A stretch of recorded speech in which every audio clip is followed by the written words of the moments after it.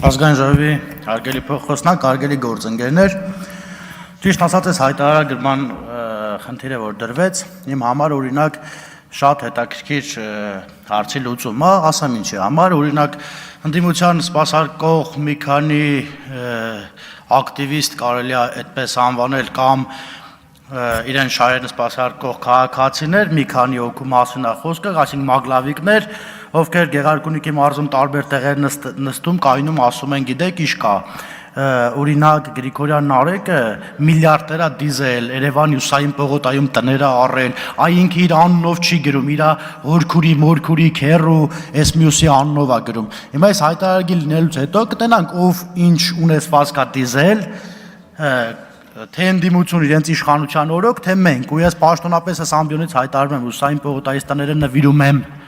ցանկացած մեկին, ով կապացուցի, որ ես ընդեղ տուն ունեմ, ես հորքուրս, մորքուրս, քերրիս չգիտեմ, իմ բարեկամներից որից եմ մեկը,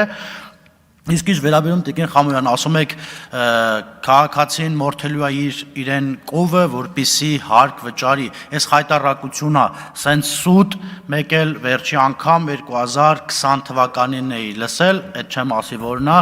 հիմա ես հուսով եմ, որ դուք հայտարարագրումից հետո երբ քաղաքացին իր կովը չմորթեց եւ հարկ չվճարեց, հուսով եմ այս ամբիոնից կգաք ու ներողություն կխնդրեք, ու ես ուզում եմ ասել հանրությանն ու հասարակությանը, որ իրենք ուզում են մեզ այս հայտարարագրման դեմ լինելով, որպեսզի մեր բարեկամներն, հարազատներն հայտարարագիր չլրացնեն, որպեսզի քաղաքացիները չտեսնեն, որ մենք այս 6-7-8 տարվա պաշտոնավարման ընթացքում թալան չենք արել, որ իրենց են ուզում նմանեցնել մեզ, ուզում են նմանեցնել իրենց, որ այ դու չգիտեք, իր մորքուրի անունով էս ինչ գույքն է ձեռ բերել, հիմա մորքուրն էլ կրասնի, հորքուրն էլ, քերրին էլ, հոպարն էլ, բոլորն էլ կտենան ով ինչ ունի, ով իր պաշտոնավարման ընթացքում ինչ է շահել, շնորհակալություն։